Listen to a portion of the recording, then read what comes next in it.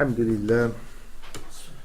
لله وكفى والصلاة والسلام على من لا نبي بعده وبعد.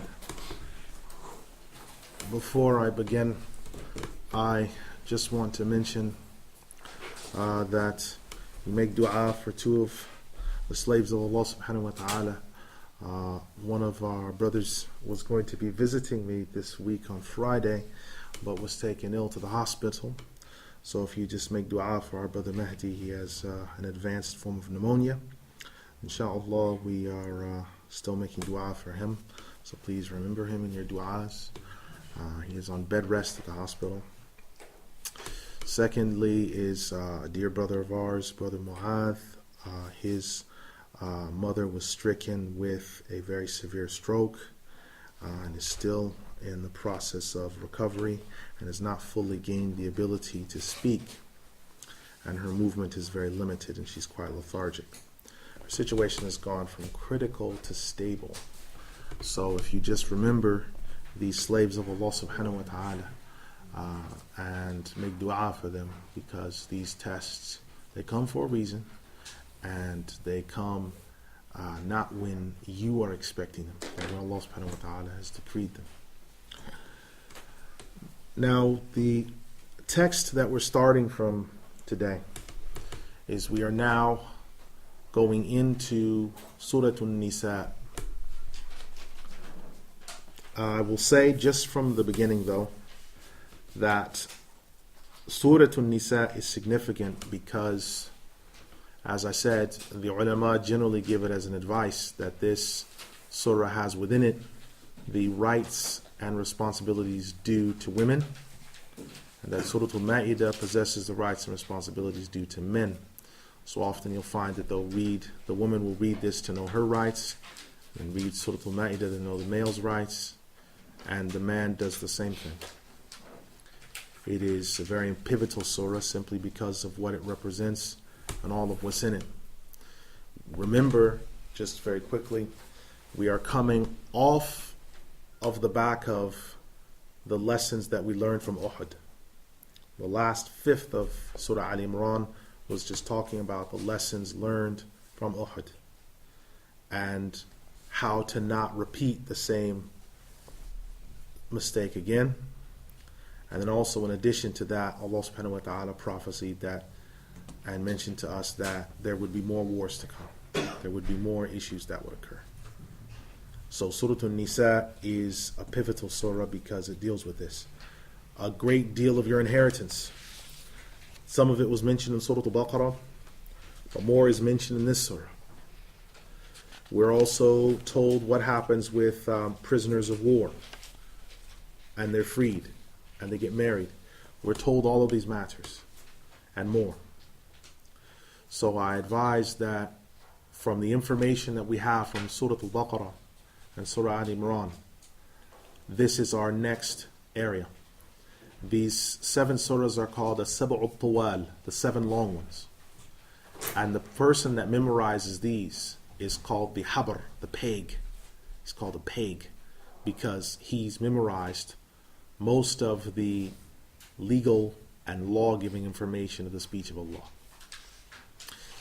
Imam Ibn Al-Jawzi rahimahullah, he says, quote, and so Allah the Exalted has begun this surah, as is the case with others, with his statement when he said,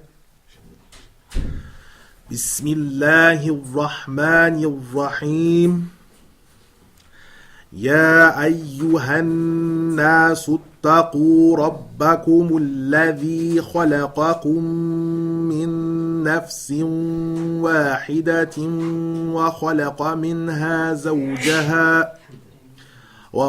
منها زوجها وبث منهما رجالا كثيرا ونساء واتقوا الله الذي تساءلون به والأرحام إن الله كان عليكم رقيبا وآتوا اليتامى أموالهم ولا تتبدلوا الخبيث بالطيب ولا تأكلوا أموالهم إلى أموالكم إنه كان حوبا كبيرا. In the name of Allah, the most merciful, the compassionate. Humanity, fear your Lord who created you from one soul and created from it its spouse and spread out from the two of them numerous men and women. Fear Allah who you shall be asked about the wombs who bore you. Indeed, Allah is a watcher over you. And give the orphans their wealth. Do not replace the good with filth. And do not take hold of their wealth and add it to your wealth. That is a sinful thing indeed. Surah An-Nisa, the 4th Surah, Ayat 1 to 2. There's been some discussion regarding and some difference regarding the exact point of revelation of this particular surah. Firstly, it has been mentioned that it is Mecca, a surah from Mecca, as mentioned by Atiyah from Ibn Abbas, and also Al-Hasan Al-Basri, Mujahid, Jabir ibn Zayd, and Qatada. Secondly, it is also mentioned as being Madaniyah, and this is the statement of Muqatil. But it's mentioned that all of it is Madaniyah except for one ayah that was sent down at Mecca. When the Prophet ﷺ took the keys from Uthman ibn Talha, which were for the Kaaba, and then he turned them over to Abbas. And it was from that point that the Exalted One revealed, إِنَّ اللَّهَ يَأْمُرُكُمْ أَن تُؤَدُّوا الْأَمَانَاتِ إِلَىٰ أَهْلِهَا. Indeed, Allah orders you that you should discharge the trusts to their people, as mentioned by Al-Mawardi. The statement of the Exalted One, fear your Lord, has two things that it's referring to. One is that it means obey your Lord, as mentioned by Ibn Abbas. Secondly, it means to have fear of your Lord, as said by Muqatil. Now, what is an-nafsul wahida, the one soul? The one soul being referred to is Adam alayhi salam, and its spouse is Hawa alayhi salam. As for the expression from that's being used, وَخَلَقَ مِنْهَا, and from her, this is a partitive expression according to the statement of the vast majority. Ibn Bahr has said, from her means from her type, the human being coming from that species and emerging from her.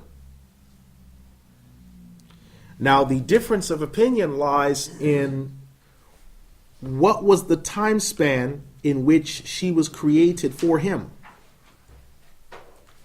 There is a difference of opinion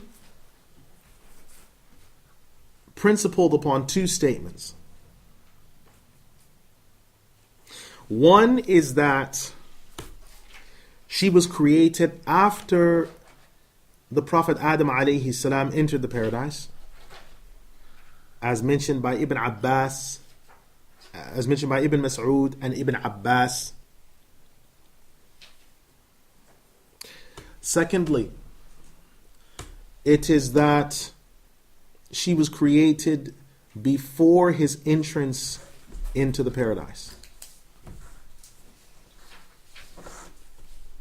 And this has been mentioned by Ka'b al-Ahbar, Wahab ibn Munabbih, Ibn Ishaq, and others. Ibn Abbas radiallahu anh said, when Allah created Adam alayhi salam, He caused a deep sleep to fall over him, and He created Hawa alayhi salam from one of the ribs from the left side of his rib cage.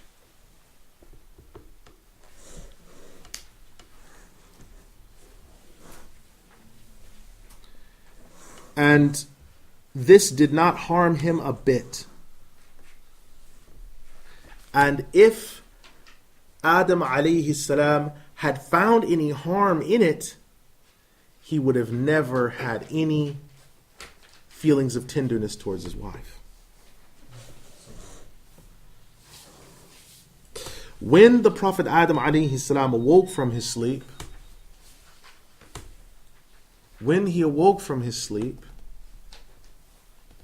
it was said, Adam, what is this? Say what it is.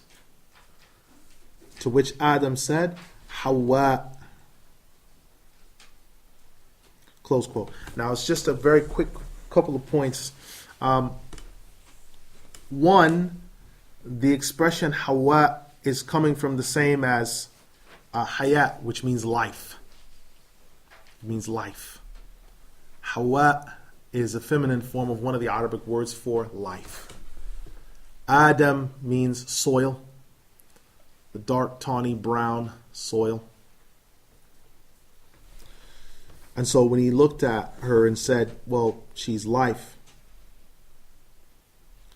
Now some may ask, well, if a piece of the rib from his rib cage was taken, it's been said by some people that, well, if you look at the human being today, the average male, his skeleton, he's got one rib missing.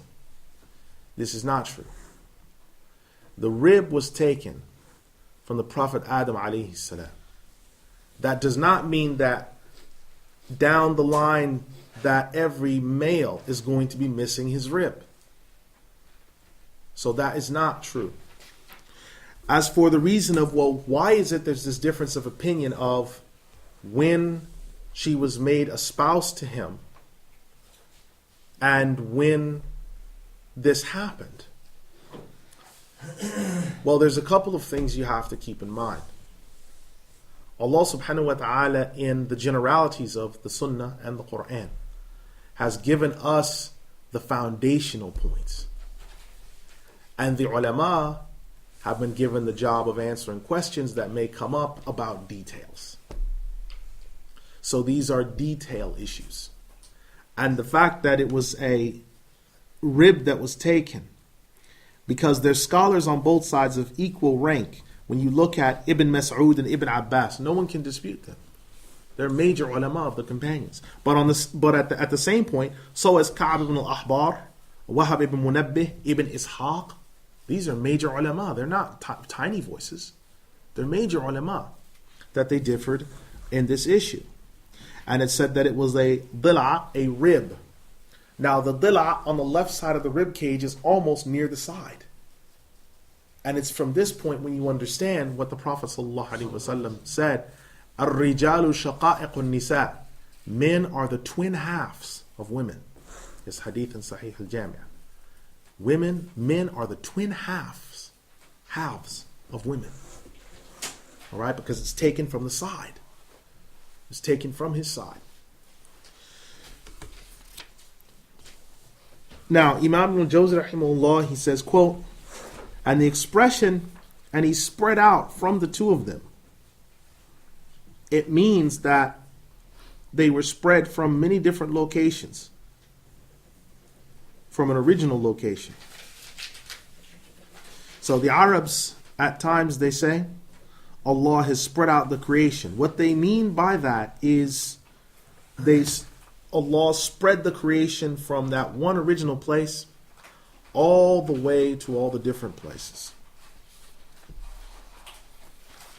Now, when we talk about the second statement, الَّذِي تَسَاءَلُونَ بِهِ, the recitation of this statement is recited by Ibn Kathir, Nafi', Ibn Amir, Al-Barjami, Abi Bakr, and Asim in this way.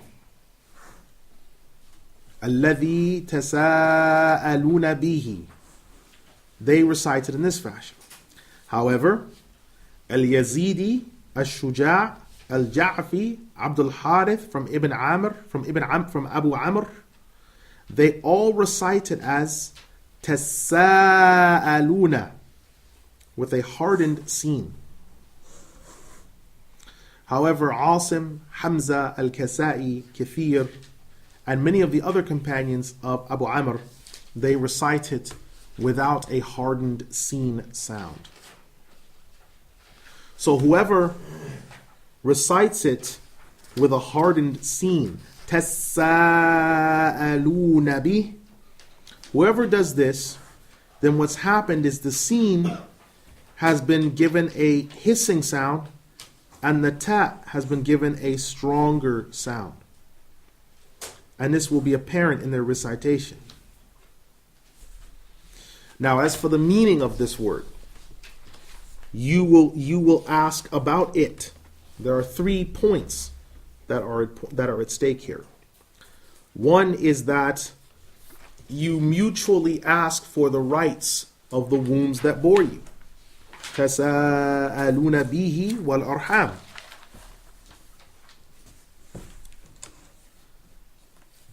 As mentioned by Ibn Abbas. Secondly, is that you make covenants of marriages and family relations and connections between you. And this is mentioned by Al-Dhahak and Al-Rabi'.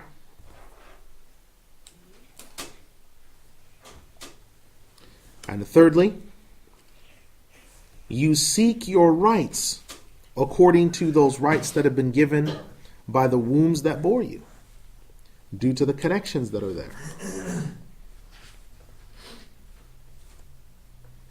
And this was said by Az-Zujaj. So the statement wal-Arham, everyone generally is reciting it. The vast majority recite it as wal-Arhama. And what they mean by that is when it states expression وَاتَّقُوا اللَّهَ الَّذِي تَسَاءَلُونَ بِهِ وَالْأَرْحَامَ, Arhama belongs to the statement وَاتَّقُوا, and fear. So what that means is, be careful regarding the wombs that bore you, lest you cut family relations.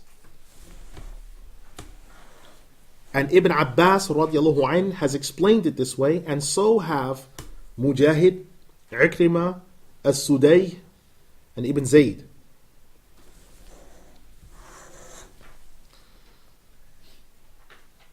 Now, Al-Hasan, Qatada, Al-A'mash, Hamza, what they've done is they have recited it with a slightly different way. تَسَاءَلُونَ بِهِ وَالْأَرْحَامُ. And what they mean by this, I've explained this way. Al-Hasan, Ata, Al-Nakha'i, they've said that this is in reference to the wombs that bore you, they will be asking on the day of resurrection. And this is what it refers to when it's recited in this way. However, Az-Zujaj has said that reciting it in this way can sometimes constitute an error in the Arabic language. And it's not permissible to do this except when one is using poetic flourish. But not in the deen. Because the Prophet ﷺ, he said, do not curse your fathers. It's collected by Imam Muslim. So this has been an understanding that people have adopted.